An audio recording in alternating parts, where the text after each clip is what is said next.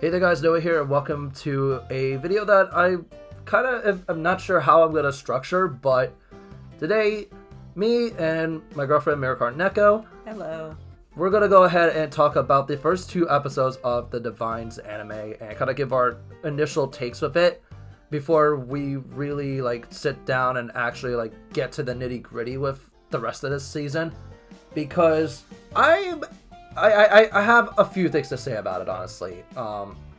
Even though it was as basic and pretty much streamlined as realistically you could get when it comes to an introductory 2 episodes, but I guess we should start with.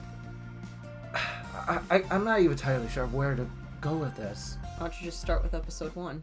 Okay, fine. I guess we'll start with episode 1, where we get introduced to quite a few notable characters such as Akina and Now. And Akina is just a typical high school student who ends up getting involved in a fate stay night holy grail war, but not really kind of thing, where he now has to fight random card fighters and get actually good at Vanguard, even though he's never played before. He's probably watched his sister watch videos on Vanguard, but he probably just sit there, doesn't know how to play the game, as we saw in episode 2, but we'll save that for when we talk about episode 2. So, essentially, we also have his sister who's, for anyone who's actually watched Yu-Gi-Oh! Duel Monsters, this kind of dynamic is basically like Joey and Joey Wheeler and his sister. And because his sister was blind, or not blind, but she was getting close to a point where she was going to be blind if she didn't get treatment. And it's kind of a similar thing where Akina's sister isn't, doing well because, she has some sort of random illness.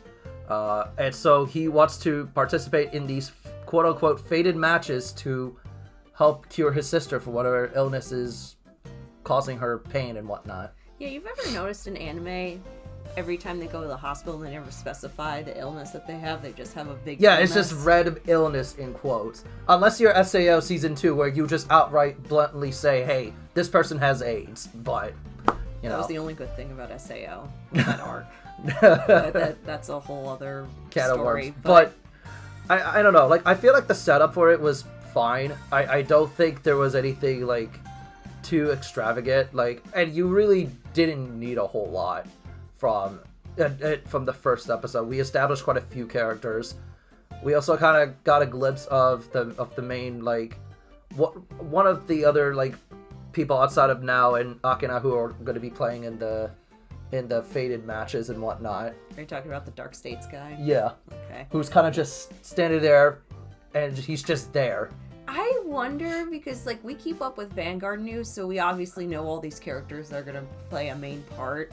But I wonder, for someone who wanders into this anime, just not a Vanguard player at all and tries to watch this anime for the first time, if they actually get genuinely surprised by anything. And I would assume not, because I feel like there's been plenty of other shows that have done it better. Most notably, Fate Stay Night, which is just, or the Fate series in general, where they essentially have a similar kind of setup, where they have historical figures reincarnated serving the actual person, kind of like how Akina has the DivineZ card that he has, and everyone else has their individual DivineZ card, kind of serving them for this essentially what is the equivalent of a holy grail war.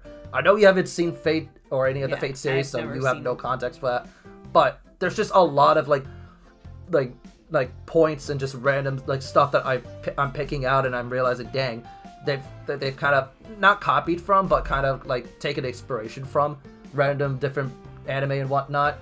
To me, this just feels par for the course for a Vanguard anime.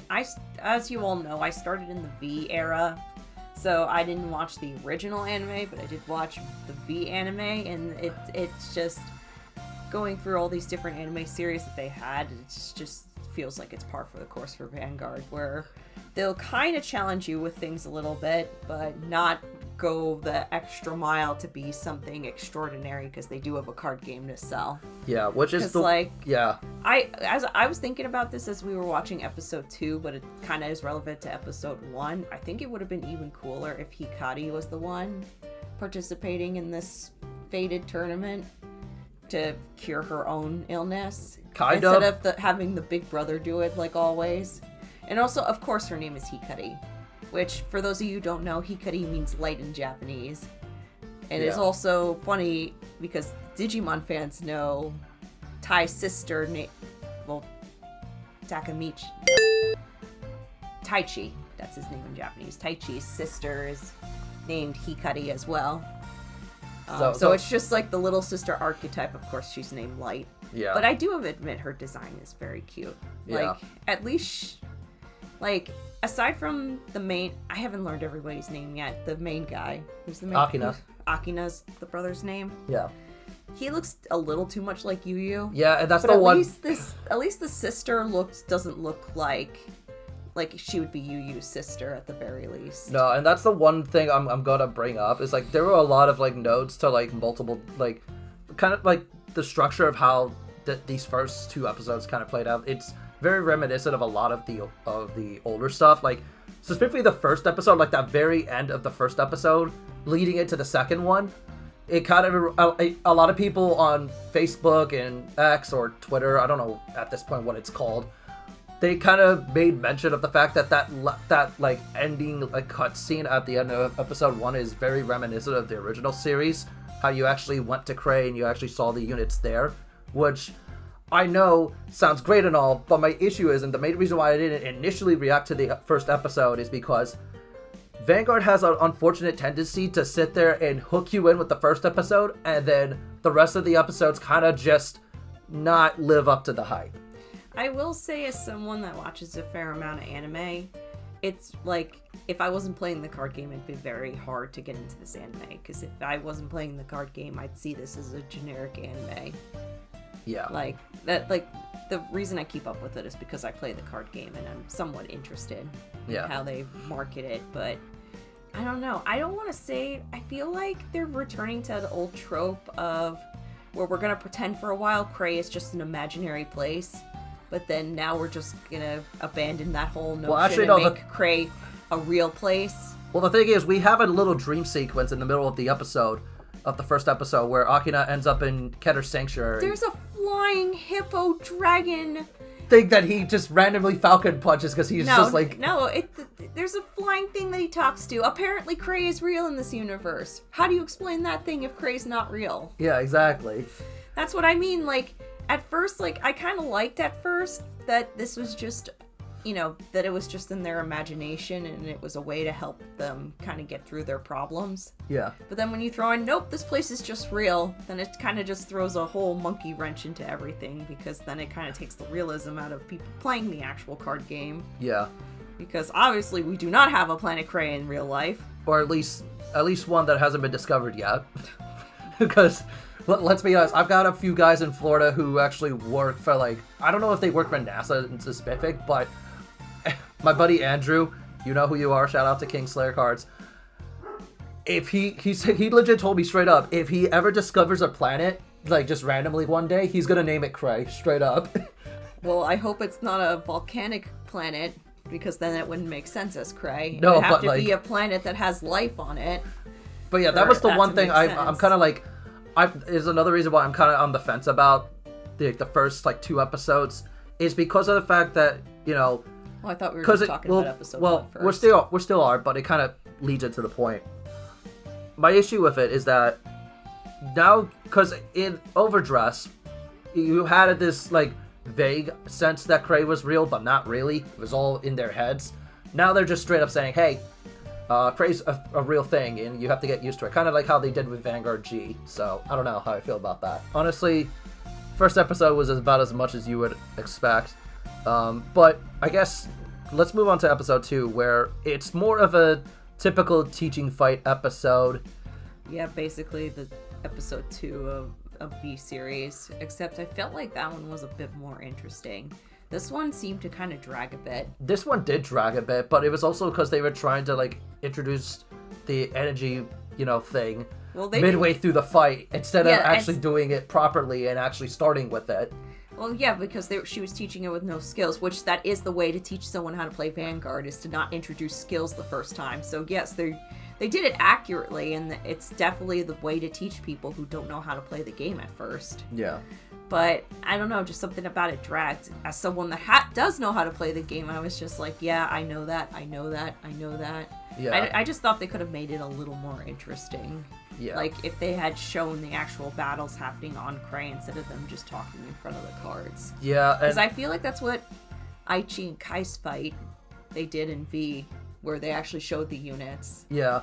On Cray fighting Even together. if the animation for it wasn't really all that great, it was at least something to keep us, like, hooked in. V's animation wasn't bad. No, but I'm saying, like...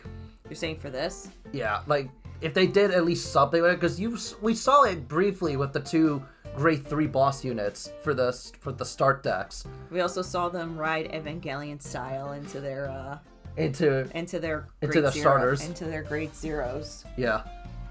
Which every anime just wants to have an Evangelion reference at this point. Yeah, but I don't know. Like, it's about as, like, by the numbers as we expect, but the episode kind of reaffirms kind of, like, some of the things that each one of the players, at least for the time being, like, what their main motivation is. Like, for Akina, obviously, it's to help cure his sister, but for now, we get the actual context behind her character a bit, where she's being pressured into a position where she has to win now, or she never becomes pro at Vanguard, which is something that she really wants to do. Yeah, I can't imagine, because she's college age, technically, right? Yeah. Yeah, that's at the point of your life where you kind of have to start making the rougher decisions about where you go. Yeah. With your life. So, I mean, I'm assuming that maybe this is her last year of college. And if it doesn't work out, then she's got to go find a real job. And okay, I'm sorry. Yeah. I'm not going to say... Okay, saying real job is harsh. That's not what I mean. Yeah. What I mean is, like, an actual, like... Something that will sustain herself. Yeah, something that'll pay the bills... Get her to live in... Well, I think she is living in her own place right now. But she's working at a restaurant, which usually those type of jobs aren't enough to pay the bills and to have a comfortable living. Like, I don't know what pay wages are in Japan. It could be better than here in the States. For all we know, yeah. So I'm not really going into the deep dive of that, but just the point is that... She has a lot on her plate, too, which is really... her main motivation. Well, it's not the fact that she has a lot on her plate. It's just, we don't know how long she's been at this for. She could have been at this for since, like, middle school or even elementary school for as far as we know. Yeah. And then not producing results all the way until college. Well, I think... To the point where people are like, like, I know you like this, but you kind of have to get going with your life. Mm-hmm. Like, because there are a lot of people... Okay, here in the States... For tournaments, like, you don't really get cash prizes and stuff. I don't know. Unless you go down to Florida and you do, like, what are they, like, the Kingslayer events, or you have, like, something like back in the day, there used to be ARG, where that was, like, a professional, like, tournament circuit for Vanguard. But I don't mean to bring Pokemon up in this instant, but official Pokemon tournaments, like the regionals, they do actually have, like, cash prizing for people that do well. Right. Like, this is all related to the point of episode 2. So, like, when you go to a Pokemon regional, you do get something out of it if you win. Unfortunately for us, when we do, like, BCS and stuff like that, the only prizing we get is, like, a top card and a certificate or a medal, but not, like, actual prizing. Unless you actually, like, come first place, where you only get the flight to Japan, you don't get paid for the hotel and whatnot, which is... I don't know how it works in Japan, because Bushiroad Japan might have a better prizing system there. I don't think that's necessarily the case, but that's beside the point. But this might be a separate world where you could get prizing for Vanguard. Right. Like, I know there's various different tournaments. This world treats Vanguard like it's... Like it's Magic the Gathering or Yu-Gi-Oh! Like, levels of tournament. Like, right. Where everybody knows the card game and everyone sees it as, like, a competitive sport. So, the point is that it depends on what thing you get into is whether or not you can make a living out of it. Mm-hmm. And again, if she's not producing results and she's been trying for this long, there's probably people pressuring her, saying like, you know, you gotta get going with your this. Life and work and stuff like that. But also like, because there's nothing wrong with ever doing this stuff for fun, like, and just like having fun and doing tournaments. But going pro is a lot harder than it looks. Like you have to really be on top and stay on top. If she is participating in tournaments that like have like a prize turnout and stuff like that. Right. So either way, that's her motivation, you know.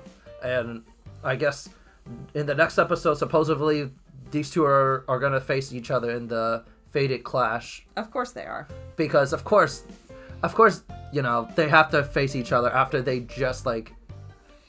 Because I think it would have made a little more sense if this is the one thing I'm kind of a little disappointed about. I wish that we wouldn't have had to go through with this reveal immediately out the gate. Because wouldn't it make more sense for them to have, you know, met each other after like their first like Fated Clash? Instead of just, oh, well, I just fought you. Wait, you're the person who I have to fight to get my wish granted? Frick! Well, I have to ask something, because I'm confused about the rules about this. Yeah. Because the subtitles went pretty quickly as we were doing this. So if you lose one game, are you out, or is it like a round of split? It's single elimination. You're out. Wow, then... You know what I mean? Like, that's what I mean. Like, I'm sorry, sweetheart. You're getting cucked out of this. I am so sorry. Like, that's what I mean. You do not have main character protection. I feel so bad. Like, they want to talk about, like, you being able to change your own fate. I'm sorry, sweetheart. You're not the main character in this anime. You don't have a way to change your fate. And that's what I mean. Like, if they did this, like, after their first one, sure, then I would be on board with it. But the fact that essentially we're having two back-to-back episodes where Akina and Nao have a card fight against each other, one for fun and then one for ultra serious mega try-hard mode. Yeah, and like that's the thing that's the one thing I don't like about this setup for it. Also, this fool said, I need these cards. And then I don't know if she gave them all the playsets of the cards she needed, then booster boxes, but I saw those 3 booster boxes and I was like, this poor fool. Yeah, I was like, you poor guy, you are not pulling everything you need out of 3 booster boxes. You should have just bought a whole case at that point. Exactly. To guarantee what you needed, but that's a whole other can of worms for another day. Yeah, unless he was buying from the actual new DivineZ set where the nations are split. Where, again, that's going to be for a completely separate thing, but yeah, honestly... Then it'd be easier for him to pull his ratio stuff. But even then, I could just see it where she's like, here, I'll just give you these empty booster boxes. No, those are definitely not empty. No, what I mean is to put all the cards that you wanted in there. They're not empty. No, you know that man bought boxes and he's pulling packs. Oh, God. Those boxes are not empty. They're never empty. Did you not see Toya last? I mean, we've got like how many boxes of just random crap in here? Like, but we opened those boxes. We bought those boxes and opened the packs. That's what you're not understanding. We didn't just take empty boxes from someone. We bought those boxes and we opened those card packs. But either way, I'm just hoping that things get a little more interesting. Hopefully by like, if not in the middle of the episode, that definitely by the end of it, of episode 3, because I think the first 2 episodes were very self-explanatory as in terms of their overall approach. But I mean, you got any last thoughts before we just close it off at this point, or? So far, the only thing that I'm slightly interested in, but I feel like I'm going to be disappointed about, is the Dark States guy's wish. Yeah. Because, like, I'm almost imagining, like, an abusive home type situation story from him, but I feel like that would be too much for Bushiroad to try to do. I mean, but the last thing I'm going to bring up, too, when it comes to that, too, is what the heck does this plushy dragon want? I know he said straight up in episode 2, there's no catch to this. This isn't like Fate Stay Night or any other anime where you have to put something on the line to actually go through with this. No, he basically said, you don't win, you don't get your wish granted. Isn't that just the point, you know? Isn't that just the punishment enough? And speaking of plushy dragon, you know, the fact that in episode 1 he just gets Falcon punched is probably everyone's reaction at that point. Like, whenever there's something that they don't, like... How do I explain this without getting canceled? Like, if you saw a plushy dragon try to tell you, here, I can help you change your fate, wouldn't your immediate reaction to be like, why do I not buy that for anything? Well, first of all, I'd look at him and be like, oh, he's pretty cute. Now, if that was like Monokuma from Danganronpa approaching me, I'd be like, nope. Nope. Yep, nope. I'd be like, nope, I'm good. But yeah, I don't need Junko coming after me. But yeah, that's kind of the whole like thing about it. Is like, what does he get out of it? That's what I want to know. Maybe he just genuinely wants to help people. And I find that he's just the observer of the tournament. I don't know. Like, there's characters that just are there to just observe and see how things play out. The main issue with it is that I get the feeling there's more to him, and without fully like going into full detail on it, I feel like there's a reason why he's granting this wish at all. You know, there has to be some sort of reason. Actually, you know what? We don't even know if he's the one granting it or who's really behind it. Yeah, I was about to say. That's why I think he's just an observer, kind of like Hiro is to Isakura, in a way, where he's just there to give advice and to explain situations and stuff. Oh, for Cardcaptor Sakura, yeah. Yeah, and not really there to really cause problems or to be a surprising twist ending or something like that. I don't think that's what he is. I don't know. We'll have to wait and see. But what do you guys think of the DivineZ anime so far? Let us know in the comment section, because we're gonna try to do this at least weekly or bi-weekly, depending on how this plays out, depending on how we feel about if we want to just talk about the episodes. But this will be probably the longest one out of the DivineZ series that we kind of go into detail, because I didn't feel comfortable with just sitting down and talking about episode 1 as is. I kind of wanted to just combine episodes 1 and 2 together, because I figured they were going to go hand in hand, and I was pretty much right on the money with that. So, and also because we saw the first episode surprisingly during that product stream in Japanese initially without the subtitles, and then when they actually broadcasted it for real, then we saw it with the full subtitles and everything. So we technically watched episode 1 twice. So, But again, let us know what you guys think, and until next time, this is Noah and Maricard Neko, and we'll see you guys later. Bye everyone.